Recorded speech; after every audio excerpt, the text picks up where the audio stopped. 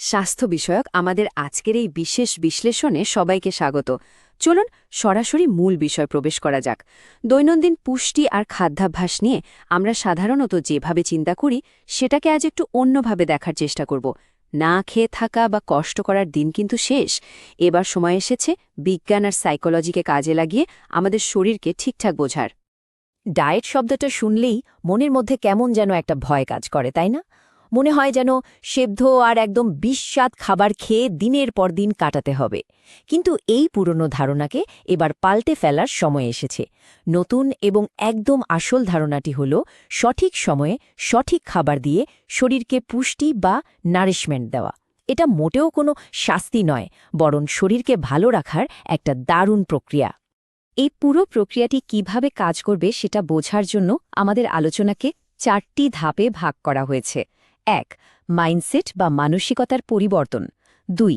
Balanced plate বা সুষম থালার হিসাব। 3. দৈনন্দিন রুটিন এবং 4. পরিবেশ ও সাইকোলজিক্যাল হ্যাকস।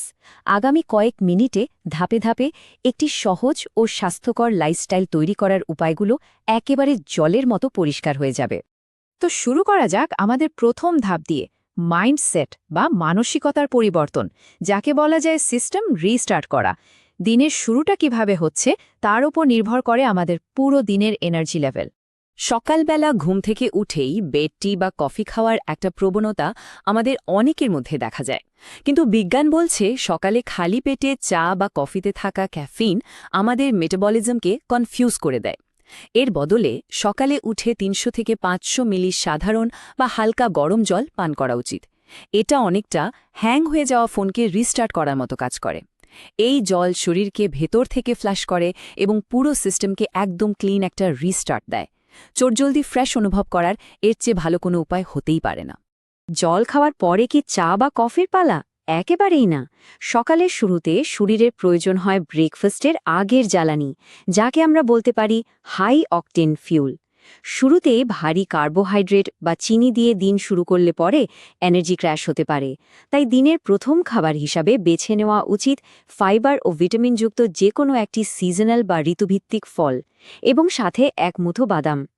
আমন্ড, আখরোট বা কাজুর মতো বাদাম থেকে পাওয়া যায় হেলদি ফ্যাট, যা ব্রেন আর জয়েন্টের জন্য ভীষণ উপকারী।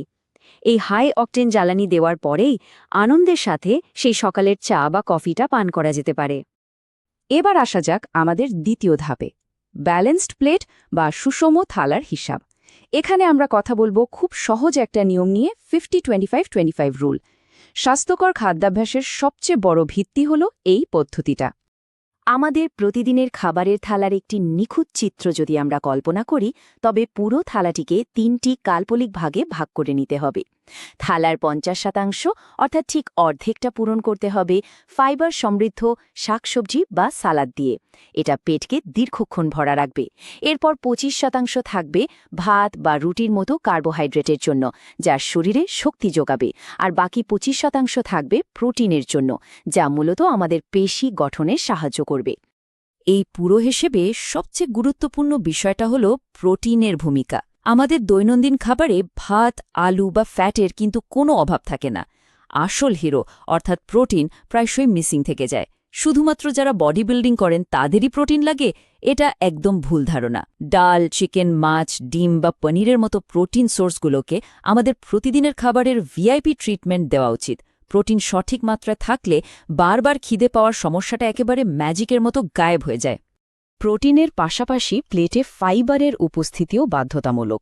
শসা, টমেটো বা যে কোনো সবুজ সবজি শরীরের ভেতরে ক্লিনার বা পরিষ্কারক হিসেবে কাজ করে, যা বডি ডিটক্স করতে একদম অপরিহার্য। ডিটক্সের প্রসঙ্গে একটা প্রচলিত ভুল ধারণার অবসান ঘটানো দরকার। অনেকেই ভাবেন দই খেলে বোধহয় ঠান্ডা লাগে, কিন্তু বিশেষজ্ঞরা বলছেন ঠান্ডা লাগে মূলত আমাদের দুর্বল ইমিউনিটির কারণে।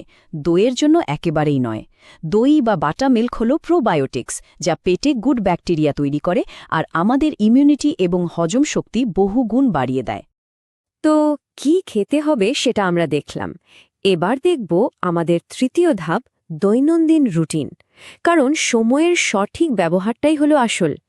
পুষ্টি উপাদানগুলোকে কিভাবে সারাদিনের একটা রুটিনে ফেলা যায়, চলুন সেটা দেখে নিই।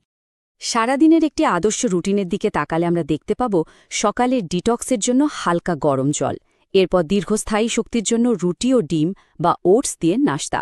দুপুরে ভারী খাবার খাওয়ার আগে মিড মর্নিংয়ে ফল বা বাদাম খেলে কিন্তু ক্ষুধার তীব্রতা অনেকটাই কমে যায়।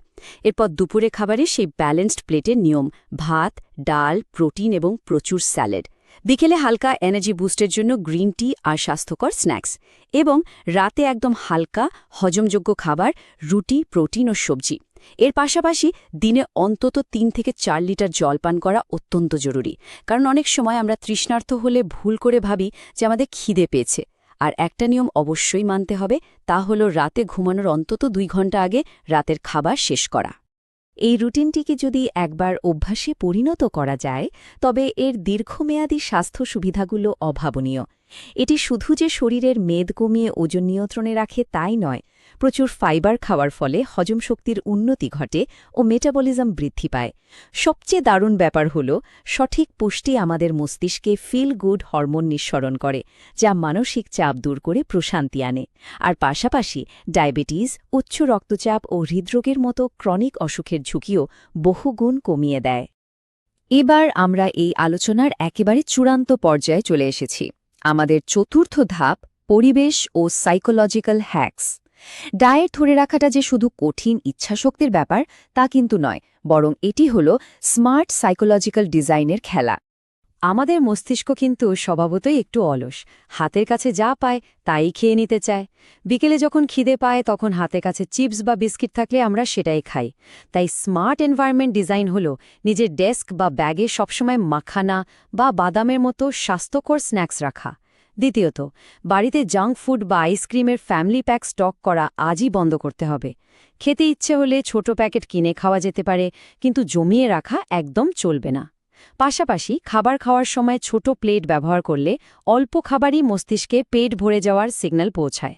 আর যদি ফুড ডেলিভারি অ্যাপগুলো বারবার ক্রেভিং তৈরি করে, তবে সেগুলো ডিলিট করে দেওয়াই হলো সবচেয়ে কার্যকরী পরিবেশগত হ্যাক। আমাদের মনস্তত্ত্বের একটি খুব গভীর সত্য হল, চোখের আড়াল মানেই মনের আড়াল। আমরা প্রায়শই ভাবি আমাদের উইল পাওয়ার বা ইচ্ছাশক্তি কম, তাই আমরা ডায়েট ধরে রাখতে পারি না। কিন্তু আসলে আমাদের আশেপাশের পরিবেশই আমাদের দিয়ে অস্বাস্থ্যকর খাবার খাওয়ায়। ডায়েটে ব্যর্থ হওয়া মানে ইচ্ছাশক্তির অভাব নয়, এটি আসলে পরিবেশের ব্যর্থতা।